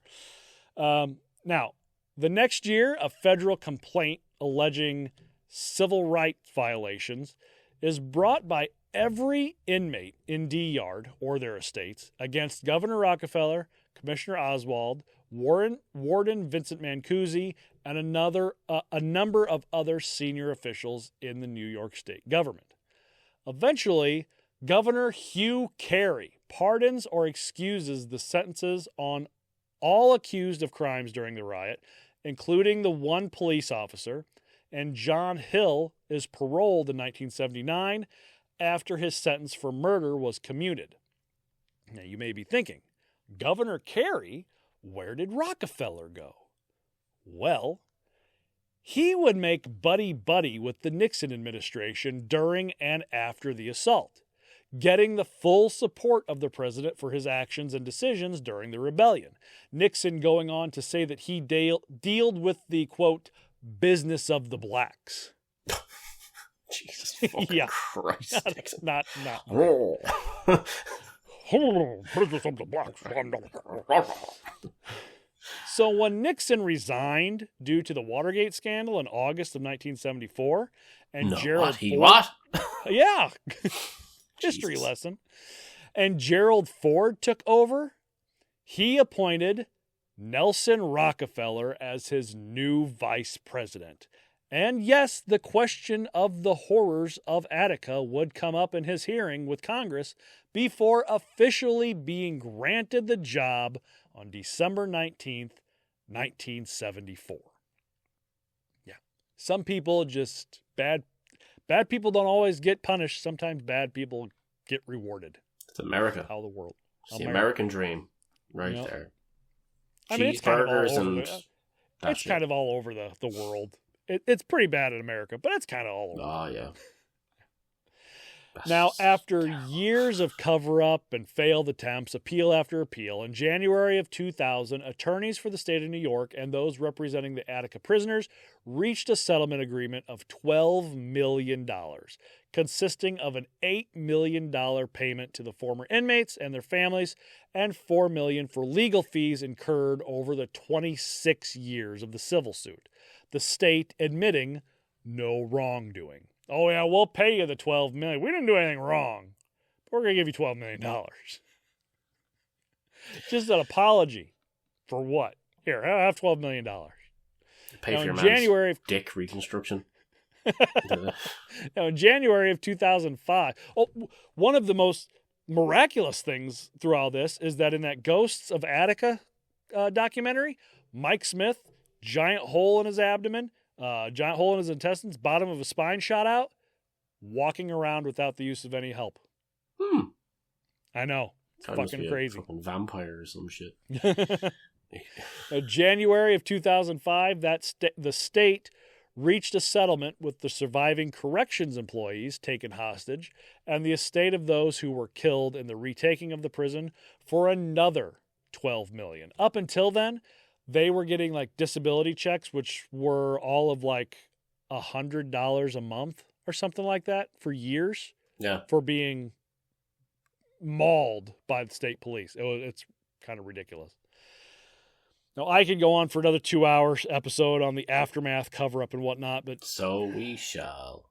Buckle up your seatbelts, people. We're here for the long haul. I think we all get it by now. I think we're all done. I think we've all heard and read, and I've read and talked enough about Attica for the rest of my life, so I think we're good. No, a lot of charges couldn't be brought up on anybody because, according to Lisa Frank, the attorney that Big Black ends up, hooking up with, the big fat one, she claims that before anybody could get in there and do any investigating, they gathered up all the evidence in D Yard, took it to the back, dug a giant hole, and buried it. Everything that they could find, they buried. So doing that in itself should be enough to point at, Yeah, you're not wrong. That's kind of like if I'm doing wrong and somebody walks in and here I am literally burning the evidence. That in itself is, It's like when Enron's just shredding all their papers, people walking in like, no, they're not doing nothing. Yeah. Not doing nothing. Just shredding some paper. Not doing nothing. Oh, Dan, any pop culture, like I have to ask. God, there's fucking loads of them.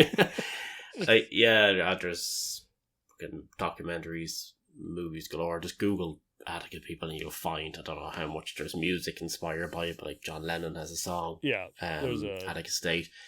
There's a whole thing actually, Muhammad Ali recited a poem on Irish television to do with it.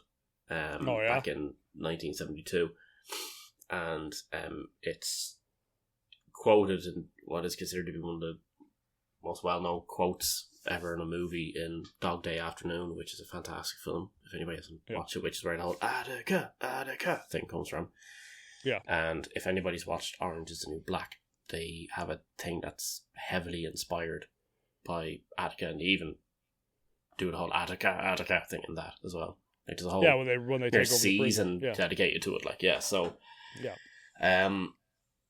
But yeah, I mentioned some of them the last episode, I think. All right, like there's a movie that has Morgan Freeman in it, and there's one that has Samuel L. Jackson and stuff like that. Mm-hmm. The Killing Yard is the one that's a fictionalized movie that's based on the events. Yeah, and then Against the Wall is is Morgan Freeman one. Other than that, there's about 10,000 more. Yeah, there's a lot. Easily go find them. Taylor Swift doesn't sing any songs about it though, but give her time. Yeah, give her time. Exactly. All right. Well, thank you to our patrons: Willow, Quinn Fowler, Nevin, Sam, and Max. You can sign up as well. Patreon.com/torturepod and 1 week of our cult leader tier for free. Connect with us on socials at torturepod, email torturepod@gmail.com, buymeacoffee.com/torturepod, redbubble.com/people/torturepod for merch. All Pride merch profits donate to the Trevor Project. Go rate, review wherever you can. We will read it out live. Even I saw somebody on Instagram, one of the other podcasts that we follow us, got their first 1-star review. Somebody left them a 1-star review, talking about how bad the audio quality and everything was. And I was like, congratulations. Which one is it? Do you know? I don't remember. I don't remember off the top of my head which one it was. Well, people need to get their heads out of their ass when it comes to that stuff because, it can't always be perfect or start off perfect. And I think that's an issue that most people have. Fear like to go on a rant about it, but this is a thing. Like people say, if you want to become a YouTuber now, you have to start up here. for anybody to actually like anything. Like, I mean, the start of things being at actual beginner level, it doesn't cut. You know what I mean? It doesn't fly with people now. And but with an awful lot of people, and I don't agree with that. Like, I mean, I don't. You know what I mean? I listen to stuff from the start, the whole way through. Like, and you'd have messages on podcasts all the time saying, "Oh, audio quality gets better after episode 16." It's like, I don't care. I'll deal with this. You know, my audio quality shit. I got to work with your audio quality. Yeah, it's this fucking ceiling right here. Like, it's just the reflections are horrible. He records in a wind tunnel. Yeah. But I got my own issues out here. I got to turn off our fucking air conditioner, otherwise the entire episode you'd hear. Well, there you go. Yeah, look, next room in might be better. So. Yeah.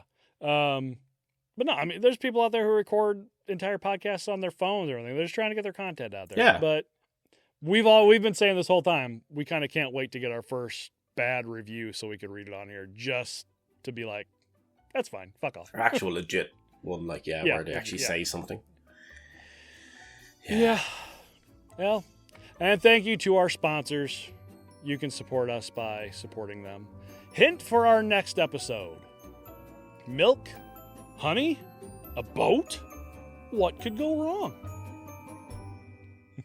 So much could go right. Sounds delicious. Dan, any words of wisdom? No. Okay. Do you know that the best place to watch a fishing tournament is a live stream? Nice. It's a thinker you gotta think about for a second. I actually came prepared this week. Oh, yeah. Didn't just piggyback off something Kevin said. Appreciate it. Look, you're setting them up and I just keep knocking them out of the park. That's you see, right. That's... Yeah. All right, everybody. Well, that's enough from us. It's been a long one. Thank you for listening. Take care of yourselves. Take care of one another. We'll see you. Auf Wiedersehen.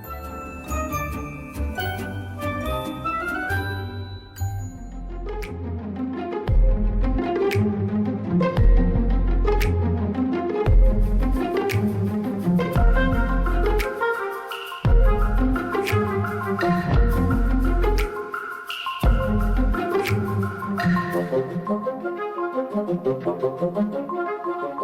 you.